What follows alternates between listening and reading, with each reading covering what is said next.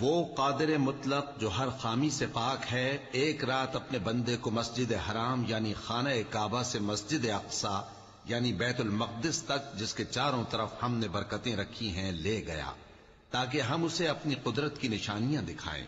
بے شک وہ سننے والا ہے، دیکھنے والا ہے۔ اور ہم نے موسیٰ کو کتاب عنایت کی تھی اور اس کو بنی اسرائیل کے لیے رہنما مقرر کیا تھا کہ میرے سوا کسی کو کارساز نہ ٹھہرانا۔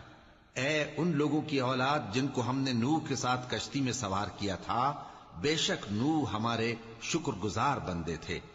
اور ہم نے کتاب میں بنی اسرائیل سے کہہ دیا تھا کہ تم زمین میں 2 دفعہ فساد مچاؤ گے اور بڑی سرکشی کرو گے۔